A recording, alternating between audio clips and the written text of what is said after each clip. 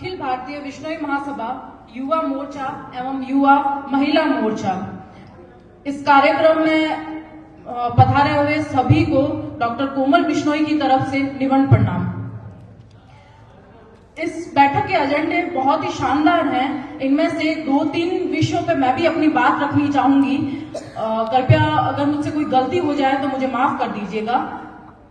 पहली बात तो मैं शिक्षा के लिए रखनी चाहूंगी।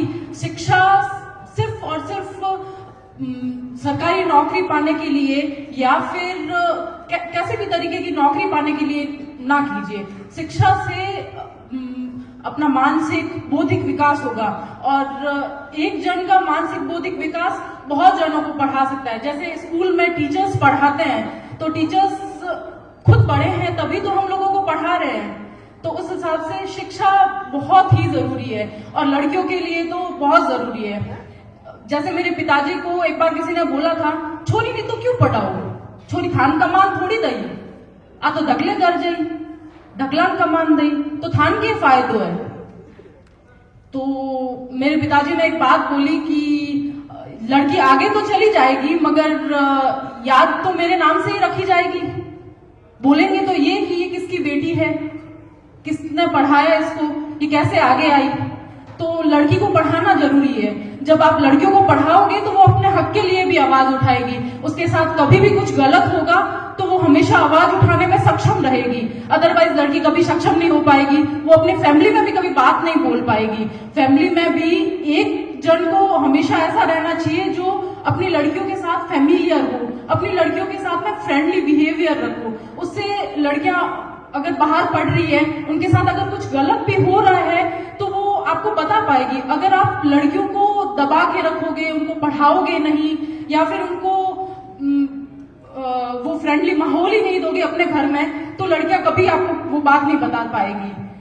अगर जॉइंट फैमिली है तो उसमें कोई भी ऐसी लड़की हो सकती है, जैसे मेरे घर में मैं मेरे ससुराल में हूँ और मेरे ससुराल में मेरी जेठ की लड़की है, तो अगर वो बाहर पढ़ रही है तो उसके साथ में कोई भी बात होगी तो वो सबसे पहले मुझे बताती है। उसको अगर बाहर भी जाना है तो वो मुझसे परमिशन लेगी। तो या परमिशन मत मानो उसको, आप ये मान लो कि वो मुझे बता के जा रही है।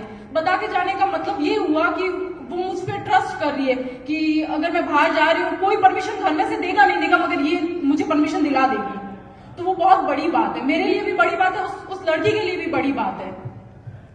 दूसरा, मैं लिख के तो कुछ और आई थी मगर मैंने अभी देखा था कि बाल विवाह पर, तो एक बात कहना चाहूंगी। मैं जब छोटी थी, लगभग आज से 20 या 22 साल पहले की बात है, तब मेरे पिताजी ने मेरा बाल विवाह रुकवाने के लिए 70 से 80 हजार रुपए दिए थे।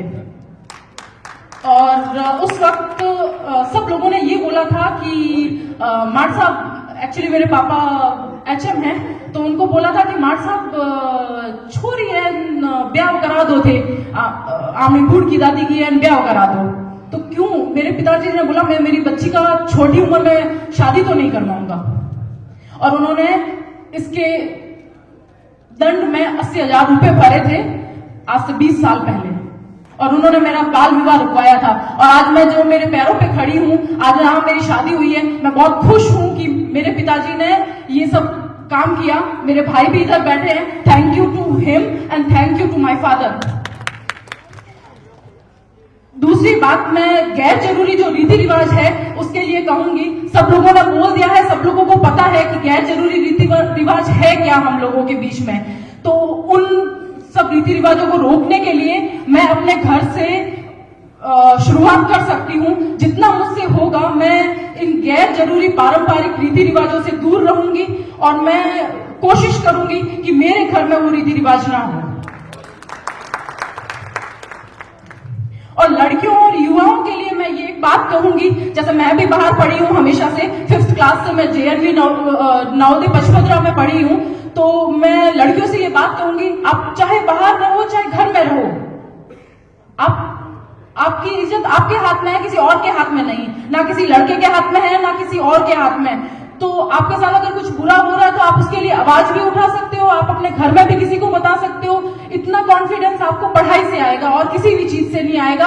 अगर आप बाहर जा रहे हो और आप गलत कदम उठा रहे हो तो आपकी वजह से अगर कोई बहुत सक्षम है तो उसको नहीं बाहर भेजा जाता। जैसे हम अपने समाज में, शहर में, गांव में हर जगह सुनते हैं कि फलाने की छोरी ना गई बिन जोधपुर, जयपुर, दिल्ली की पटन हरुमेली IAS RS या वॉट एवर किसी की भी तैयारी करने गई थी और बना गई कि बिन पटन हरुमेली जी बना गई तो अब मैं तो मरता अपना पटन हरुमेला को नहीं इनकी शादी करता, तो भागने वाला तो शादी के बाद भी भाग जाएगा और रुकने वाला शादी से पहले भी रुक जाएगा।